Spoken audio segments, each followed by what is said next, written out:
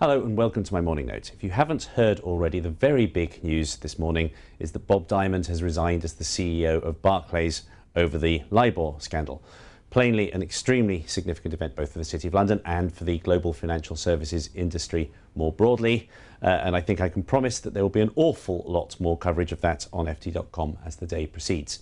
For now, I'd like to talk about an arguably even more important topic, which is the reaction to last week's EU summit, which, to judge by the ecstatic response on the equity markets, is being judged to be a game changer. Was it really a game changer, and in that case, what exact game have we been playing? With me now for a perhaps more sceptical view on all of this is the chairman of Lombard Street Research here in London, Charles Dumas. Charles, thank you very much for being here today.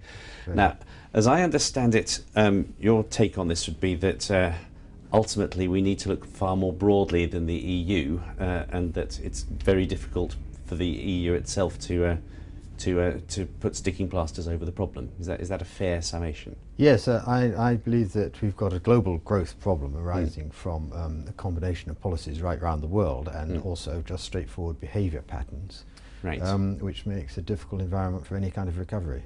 And that particularly presumably would be to do with the over-saving that is going on at a global level. We're looking at here as savings as a percentage of global GDP, with predictions for where it's going. How does that affect the Eurozone or indeed the US and China?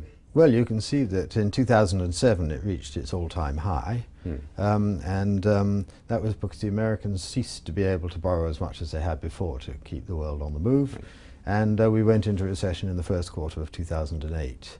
The projections for this year, this is IMF projection, is that it goes higher than in 2007 and onward and upward, so to speak. And what we say is the reason for this is an accounting reason, not a real reason, namely that there are sharp reductions in government deficits around the world, which are a form of dis-saving, if you like. So this just reflects the idea that everyone else will be fine. The drawback is a simple one, and that is that globally, saving equals investment. And so the essence of the IMF forecast is that owing to an extremely restrictive and aggressively negative fiscal policy, we're suddenly going to get a global investment boom that causes investment to go up as fast as this savings chart suggests. And of course, that isn't going to happen, and so we're going to have a relapse. Right, and that's particularly unlikely to happen here in Europe, given the current policy direction that we're taking. Let's now talk about how that underlying problem applies to Europe. This is borrowed from your most recent research, unit labour costs over the life of the Eurozone. And we can see that the Euro, we've made this point many times, but the Euro really didn't achieve its goal of bringing convergence between the European economies. How does this vitiate the deal that's been struck at the summit? Well, it doesn't vitiate it exactly. It's simply that people have got to make up their minds how much they're prepared to pay and for how long. And as long as the relative costs are going out of line, as they are, as you can see from this chart, then there will be no recovery in places like Italy, and the debt ratio will go up. And so the amount that will have to be paid to them will continue to rise. And so there is really only one solution to the problem implied by this chart, which is, of course, either the Irish solution, in other words, a collapse of the economy, mass emigration, etc., etc. But you do at least make yourself more competitive. Yeah, but you become more competitive. Also, in their case, they have exports at 100% of GDP, which makes it easier. Or it is the alternative solution is inflation in Germany. And the Germans don't like inflation, and they're not likely to get inflation in a world which is, as we've just discussed, relatively depressed.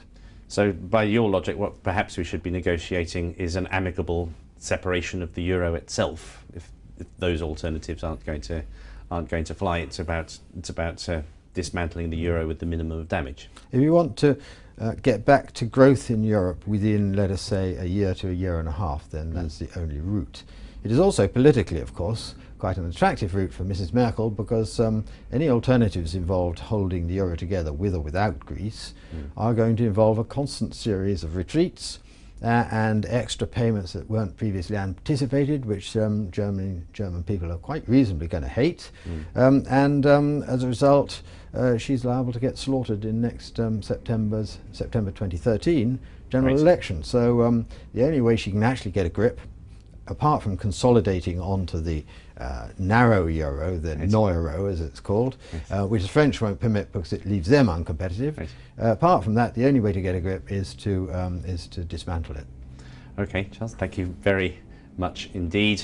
I think we can take from this analysis one thing very clearly: anybody who really thinks that the problem is over after the technical measures at the last summit is being very hopeful indeed. But please do enjoy the rally while it lasts.